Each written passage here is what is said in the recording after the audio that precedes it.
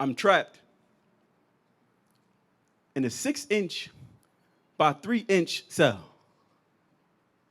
And I'm trying to buy time out of this temporary hell. I'm allowed a glimpse into a world where I barely exist to watch the sun shine.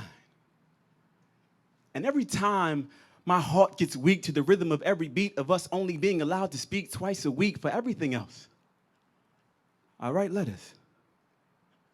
While he's learning letters, I'm writing letters. It will be decades before he can read, so I proceed to leave breadcrumbs to tell the story he surely won't ask about until he's in his 30s or 40s. I'm trapped in a 6-inch by 3-inch cell. And I'm trying to buy time out of this temporary hell, so I record our efforts to create a father-son bond. Barely an hour of father and son time, and even with that, he speaks gibberish. And every time my heart gets weak to the rhythm of every time my heart gets dark as licorice, because I don't get enough time. I just want more time to see the sun shine, to decode his downloads, to form any deeper connection than the clarity of my cell's reception. My mirror has a failed perception, failed the test. The weight of the world is on my chest. I feel like Atlas.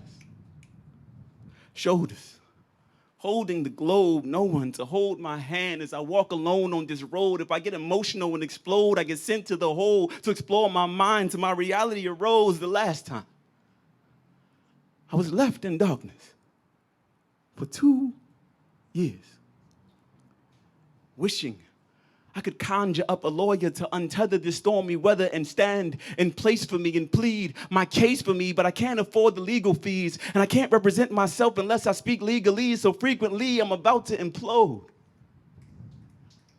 I cried myself to sleep so much my tear ducts feel broken. Eyes swollen, words left unspoken because I tattooed my tongue with the slogan, silence is golden. Cloaked in, it doesn't bother real men. Forgive me, I committed a crime against God. Forgive me if I have sinned. I asked her to abort him. It was early in the pregnancy, but gods don't have the tendency to grant clemency, so nothing else I did to help matters. I showed up with the wrong attitude, and she bookmarked that chapter. So every time I try to turn the page, she takes me back to being trapped in a 6-inch by 3-inch cell.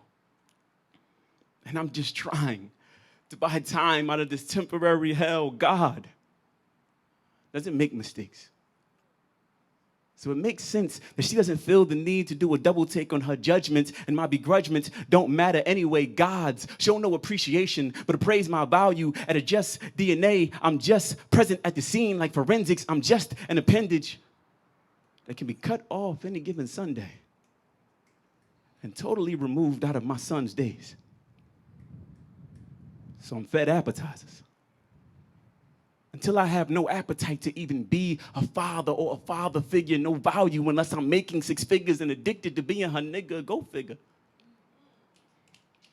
Listen, if God gives you a gift, you treasure that shit.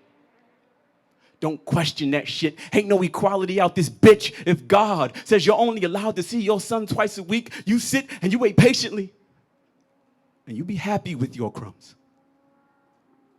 So you record your son through the window of a 6-inch by 3-inch cell and appreciate every microsecond with no resentment and scream praises and appear gracious, and you better say thank you.